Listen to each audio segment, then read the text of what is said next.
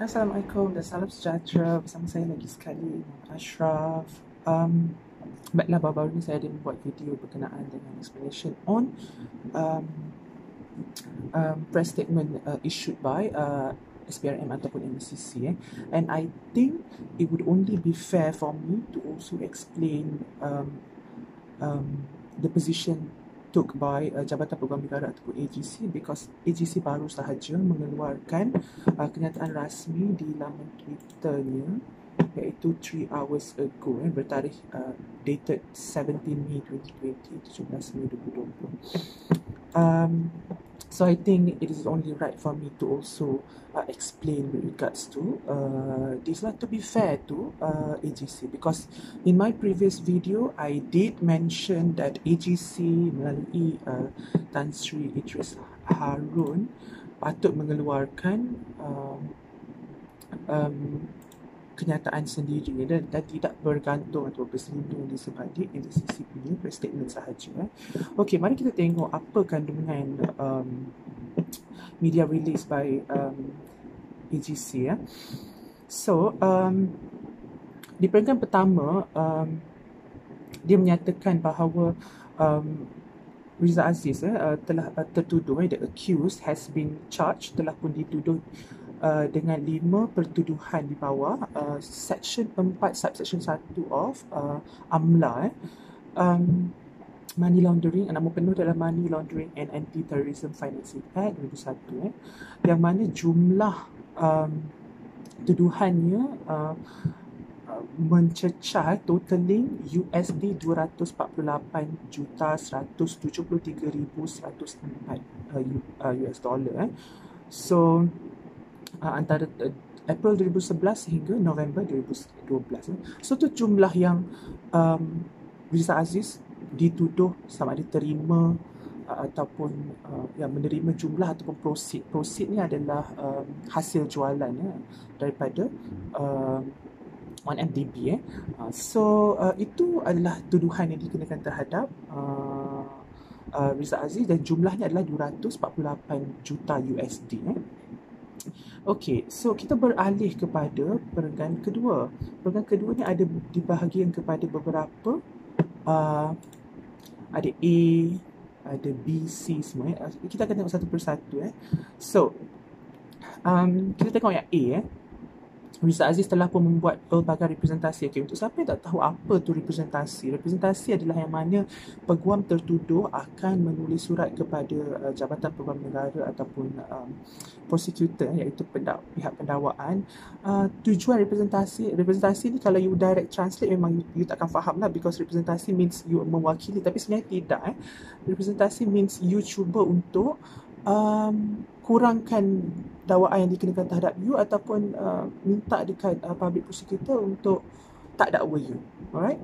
So pelbagai representasi dikatakan ada banyak letter ataupun surat yang dihantar, dan okey, antara kandungan representasi adalah Riza Aziz bersetuju untuk menyerahkan haknya terhadap 3 property. Okey, ni penting yang telah pun di-seize, yang telah pun disita by United States Department of Justice, and to facilitate return. So ni point number 1, iaitu bersetuju untuk menyerahkan semua hak dia terhadap harta yang telah pun dirampas oleh DOJ, US DOJ, Department of Justice, and to facilitate the return of the same to the Government of Malaysia, iaitu untuk membantu memulangkan semua jumlah-jumlah tersebut yang telah pun dirampas oleh Kerajaan Amerika Syarikat kepada Kerajaan Malaysia.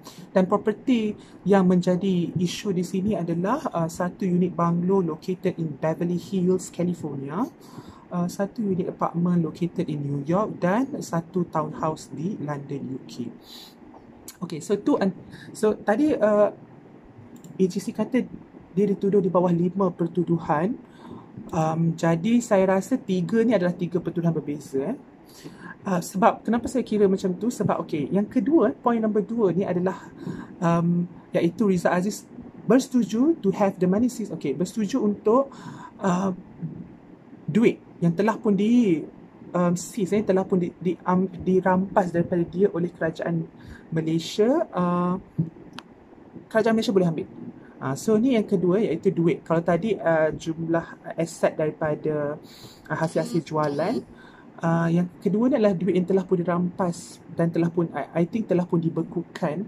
So dia bersetuju untuk okay, you know what, that's just I allow you, I will not contest anymore, you can take the money, you boleh ambil duit tu. So ni yang kedua. So that's why tadi bila I cakap yang tadi tu 3 property adalah untuk 3 charge, yang keempat adalah berkenaan duit yang telah pun dibekukan oleh kerajaan Malaysia, yang mana telah pun dipersetujui untuk diserahkan kepada kerajaan Malaysia. Dan dan yang kelima, Rizal Aziz juga bersetuju to pay compound pursuant to section 92 of the AMLA lah. Okay, so far kat sini I boleh detect hanya 4 charge je. I don't know lah kalau dalam 4 ayat ni ada lagi dipecahkan untuk menjadi 5 pertuduhan. Kita tak pasti sebab press statement ni tidak mendetailkan apa tuduhan-tuduhan, 5 tuduhan itu. Okay, kita hanya tahu daripada press statement ini jumlah total yang Rizal Aziz dituduh di bawah money laundering charge sahaja. Okay, so apa yang penting daripada perenggan kedua ni, kita dapat nampak bahawa apa yang Rizal Aziz setuju untuk serahkan kepada kerajaan Malaysia adalah pertama untuk 3 property, iaitu semua duit ni memang dah tak ada kat dia dah, telah pun dirampas oleh kerajaan kalau ikut kat sini DOJ, Department of Justice US, Amerika Syarikat. So dia bersetuju untuk serahkan duit yang tak ada dah dekat dia. Yang kedua adalah duit yang telah pun dirampas oleh kerajaan Malaysia. So dia bersetuju untuk kerajaan Malaysia boleh keep the money. Ini juga adalah duit ataupun jumlah yang memang dah tak ada dekat dia. Alright. So in a way kita boleh katakan daripada perenggan kedua ni, untuk point 1 Roman and 2 Roman, tak ada apa pun duit yang dia kena keluarkan basically. Sebab dia hanya macam, okay, I setuju untuk semua property yang dah dijual tu, okay, you boleh ambil duit dia. Dan semua duit-duit yang you dah sita sebelum ni, you boleh ambil. Okay, so tu untuk ayat nombor 1 dan nombor 2. Nombor 3 ni, okay, dia bersetuju untuk pay compound. Okay, 92 ni adalah berkenaan apa? So 92 ni adalah berkenaan bahawa pihak pendakwaan boleh menerima compound daripada tertuduh. So untuk siapa yang masih lagi argue dengan saya bahawa konsep innocent until proven guilty, yes, innocent until proven guilty adalah long established principle. Semua budak law akan tahu, right? It is settled law bahawa tertuduh adalah seorang yang innocent sampailah dibuktikan bersalah. So ada orang masih lagi berkata, oh, Rizal Aziz masih lagi innocent kerana belum diputuskan oleh mahkamah sebagai orang, tiada lagi sabitan, iaitu conviction masih tiada. Saya nak tekankan di sini bahawa takkan ada, okay, apabila settlement agreement telah pun dicapai seperti dalam kes ini, right, takkan ada sabitan, because usually orang takkan nak ada sabitan sebagai penjenayah. Sebab itulah dia suggest untuk settlement agreement yang sebegini. So adalah sesuatu yang sangat bodoh untuk Rizal Aziz agree untuk dia ada criminal record sebagai sabitan, tetapi masih memulangkan semua duit-duit tersebut. Alright, jadi the very fact, fakta yang sangat penting adalah dia bersetuju dengan tuduhan-tuduhan yang telah dikenakan oleh MACC ataupun public prosecutor terhadap dia, dan bersetuju dengan memulangkan. Itu sahaja telah menunjukkan bahawa dia bersetuju dengan tuduhan-tuduhan yang telah dikenakan kepada dia. Sebab kalau you tak bersalah, kenapa you nak pulangkan, ataupun kenapa you agree untuk pulangkan semua duit-duit ataupun hasil jualan daripada harta-harta yang sepatutnya jadi milik you secara sah. So unless harta itu adalah sesuatu dimiliki tanpa not legally obtained, ataupun tidak sah, diperoleh secara tidak sah, dan sebab itulah you setuju je untuk pulangkan. Okay, so tu yang penting. Okey, yang lain-lain di bawah perenggan kedua ni adalah I have been advised by my predecessor Tan Sri Tommy Thomas, and then bawah tu lagi I have further advised that with the consultation with the then Chief Commissioner of MACC Puan Latifah Koya. So ni semua basically adalah yang mana our learned AG mengatakan bahawa dia telah pun dinasihatkan yang semua ni telah pun dipersetujui oleh MACC, iaitu by the Chief Commissioner sebelum ni iaitu Latifah Koya, dan juga ex-AG sebelumnya iaitu Tan Sri Tommy Thomas. So in a way dia taklah Tan Sri Idris Harun tidaklah membuat keputusan dalam kes untuk setuju atau tidak dengan cadangan representasi yang diberikan oleh peguam yang mewakili Riza Aziz ni. So itu basically apa yang nak cakap. Sama ada kalau you nak tanya perlu ke tak sepatutnya dia buat keputusan sendiri. Well, at the end of the day, the power masih lies within him lah. Masih terletak kepada dia. Dia ada that power untuk decide. Yeah, as I mentioned before, as AG ataupun public prosecutor, you have all the power untuk initiate, untuk continue, untuk discontinue, untuk untuk dakwa, untuk tak dakwa, untuk apa sahaja. Tapi dan dia juga ada power untuk tak dakwa macam dan sekarang, iaitu bersetuju dengan apa yang telah diputuskan oleh MACC, ex-MACC officer, Chief Commissioner dan juga ex-AG. Okay. Next, apa lagi? So, perenggan B pula. Okay. So, perenggan B hanya explain bahawa original 5 charge, iaitu 5 tuduhan tersebut akan maintain ada sekiranya Riza Aziz gagal untuk melaksanakan ataupun menyempurnakan terma-terma yang telah dipersetujui oleh mereka berdua, iaitu Government of Malaysia melalui PP dan juga the accused, tertuduh. Okay, apa lagi? And then C pula, C cakap tentang apa? Okay, so and then C tentang public prosecutor willing untuk memohon DNA.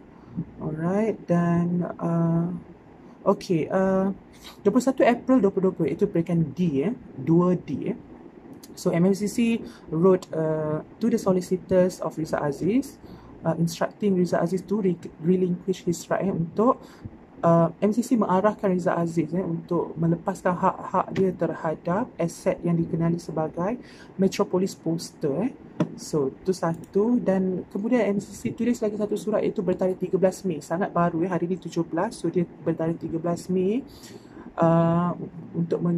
dan mengarahkan Riza Aziz untuk memindahkan wang berjumlah USD 14 juta yang dipegang di dalam akaun escrow.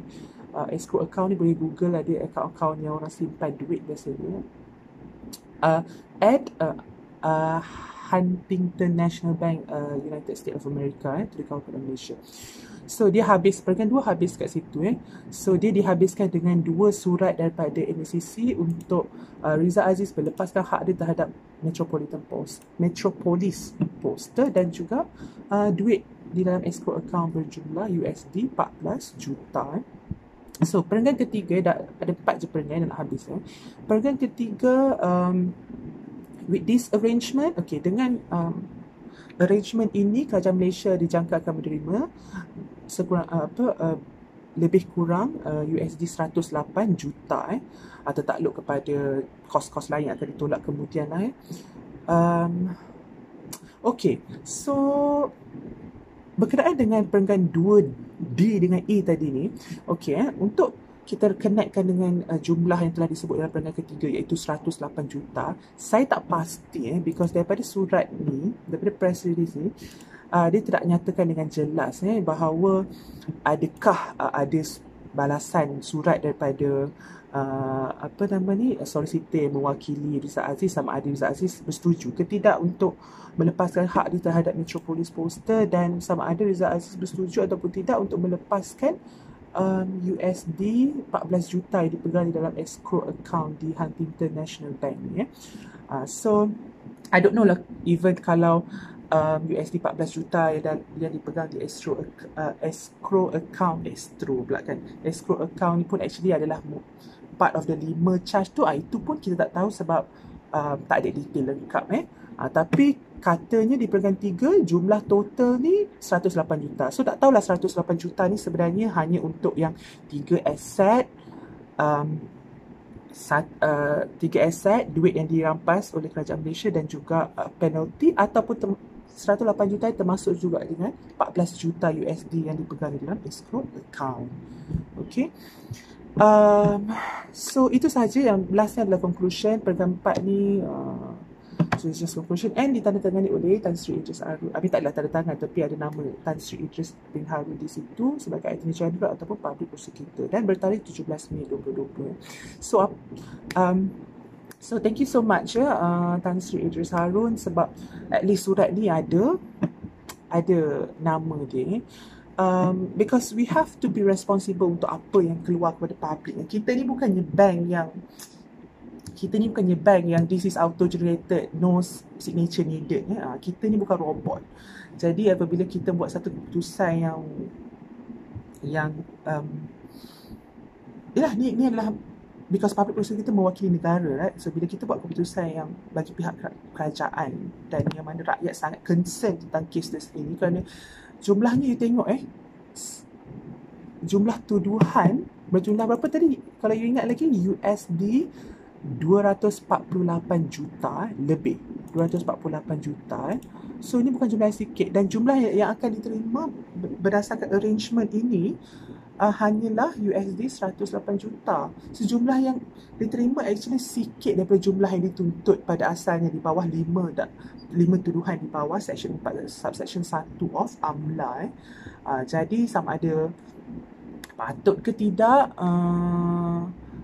kerajaan terima 108 juta, sedangkan yang dituntut adalah USD 240 tadi aku ni asyik lupa je, 248 juta. Itu semua adalah untuk rakyat punya, yang mana rakyat akan scrutinize ni, dan ini adalah kes yang memandangkan jumlahnya besar. So apabila PP ataupun kerajaan memutuskan untuk DNAA, right, akan ada rakyat yang tidak berpuas hati kerana adakah cukup untuk you just lepaskan apabila tertuduh memulangkan duit tersebut. And it's not even the whole amount yang you minta pun, because you minta 248 juta tapi you hanya dapat USD 108 juta.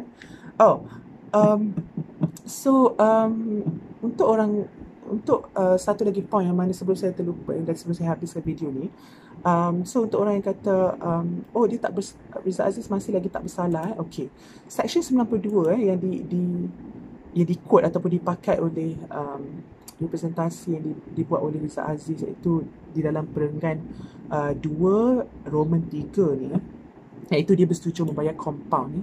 So compound ni adalah untuk menunjukkan bahawa seolah-olah dia telah pun dihukum, so dia telah pun dipunish. So in a way, tak adalah dia just pulangkan tu semata-mata je, sebab okay, remember hukuman di bawah section 4 subsection 1, kalau dia didapati bersalah, conviction by court, dia boleh dikenakan penjara maksimum 5 tahun dan bukannya atau, dan denda tidak melebihi 5 kali mana tadi?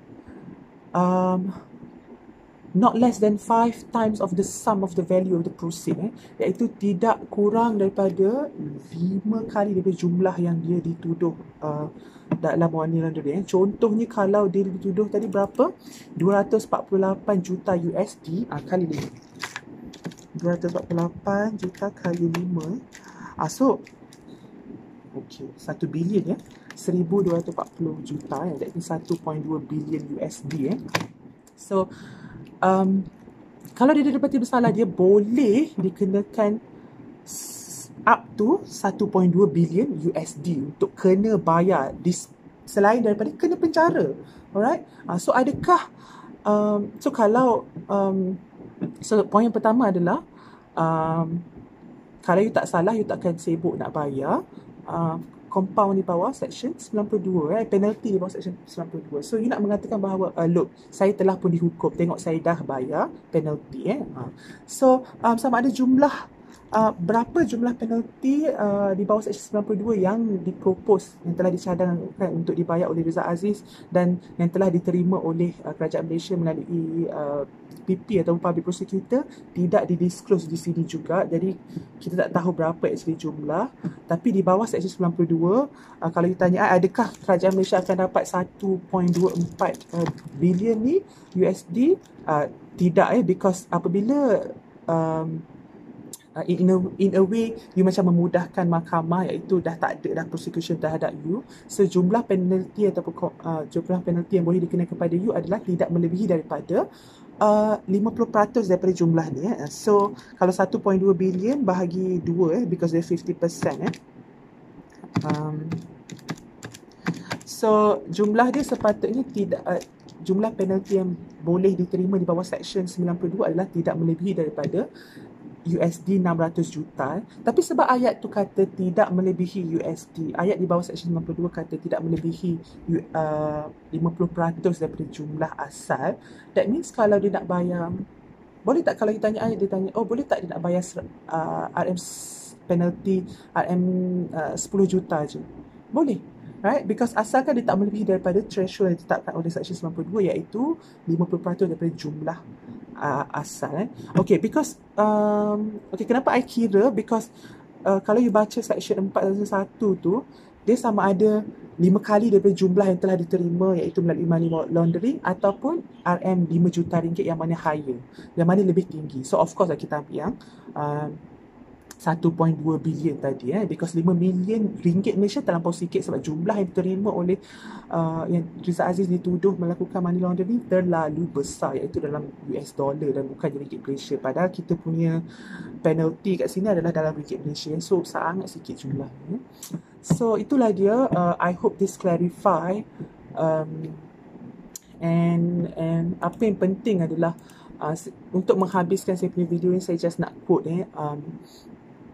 justice is not only be done, it must also be seen to be done. So keadilan ni bukanlah hanya setakat dia dibuat, tetapi ia mestilah dilihat dibuat. Alright, dia mestilah dilihat, keadilan tu mestilah dilihat oleh rakyat bahawa dia telah pun dibuat. So keputusan ni untuk memberi DNA ni, sama ada justice has seen to be done or not, terpulang pada rakyat Malaysia untuk menilai sendiri. Yang itu, Assalamualaikum dan salam sejahtera. Bye. Assalamualaikum.